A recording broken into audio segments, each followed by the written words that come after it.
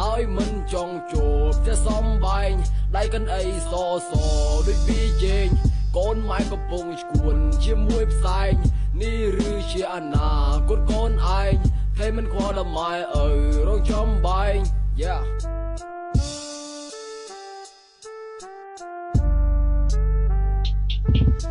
មានទាំងដៃកែហើយមានទាំងកញ្ចប់បរិយមានទាំងកដងហើយសយោរមកពីដី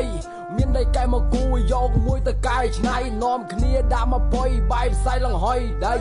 មានទៀនម្ដាមសម្រាប់ទុកឲ្យយើងកៅព្រោះកាលណាដៃកែរលត់វាធ្វើឲ្យចិត្តយើងវាក្តៅដាំងទៅពួកម៉ាក់ដាក់ឲ្យអស់កុំឲ្យសល់លេអានេះឯខិតមិនណេះយកដៃមកបាំងខ្យល់ពេលជួងរួញហើយខ្ញុំមិនដឹងជាធ្វើស្អីទាញអានេះហើយយកអានោះមកជួងជុលកែឆ្នៃថ្ងៃមុនឆែកដៃកែងផ្ទុះឡើងចង់បាយដៃជួយឲ្យអស់របងចាស់ឲ្យយើងធ្វើកន្ទោងថ្មីកញ្ចប់បរិយ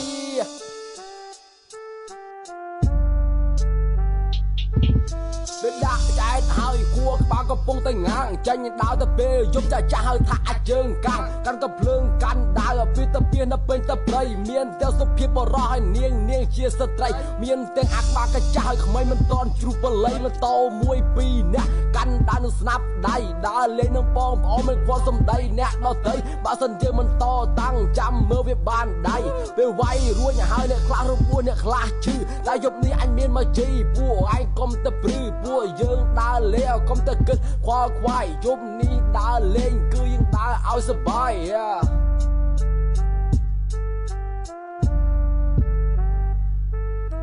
ម៉ែអើយម៉ែកូនប្រុងម៉ែវានៅក្មេងកូនប្រុងម៉ែគិនតែដើរលេងហើយមិនចង់ជួបតែសំបែងដៃកាន់អីសដូចពីជេងកូនម៉ែកំពុងឈួនជាមួយផ្សែងនេះឬជាអនាគតកូនឯងតែមិនខ្វល់ដល់ម៉ែអើយរងចំបែងពេលកូនជិះទីផ្ទាំងម៉ែសំពោទេវតាកុំឲ្យកូនមានរឿងសំឡូកជួយតាមថែរក្សាដល់ខែបនទៀនកូនចៅគេមកជួបជុំតែកូនប្រុសម៉ែវិញគេវាយខ្នោះបញ្ជូនទៅឃុំ